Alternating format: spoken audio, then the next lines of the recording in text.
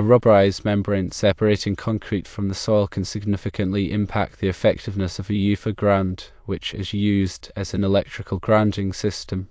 The Ufer ground is a grounding electrode that utilizes the concrete foundation of a building in contact with the earth to provide a low resistance path to ground.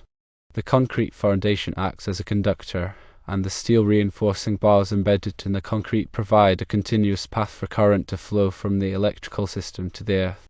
The rubberized membrane creates a barrier between the concrete foundation and the soil, effectively isolating the concrete from the earth. This barrier reduces the electrical conductivity between the concrete and the soil, thereby increasing the resistance of the Ufer ground. As a result, the effectiveness of the Ufer ground as an electrical grounding system is compromised. The impact of the rubberized membrane on the effectiveness of the Ufer ground depends on several factors. Firstly, the thickness and composition of the membrane. A thicker and more electrically insulating membrane will have a greater impact on the resistance of the Ufer ground. Secondly, the area of contact between the membrane and the concrete.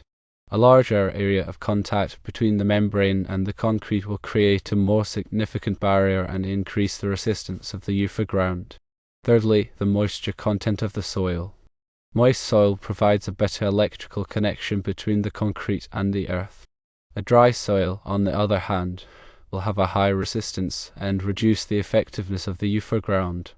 In cases where a rubberized membrane is present between the concrete foundation and the soil, alternative grounding methods may need to be considered to ensure a reliable and effective electrical grounding system. These may include, firstly, installing additional ground rods or plates in the surrounding soil. Secondly, using a chemical grounding system that utilizes conductive materials buried in the soil. Thirdly, connecting to a water pipe or other metallic structure that is in contact with the earth. It is important to note that the presence of a rubberized membrane between the concrete foundation and the soil should be taken into account when designing and installing the electrical grounding system. A qualified electrician should assess the situation and determine the appropriate grounding method to meet the specific requirements of the installation.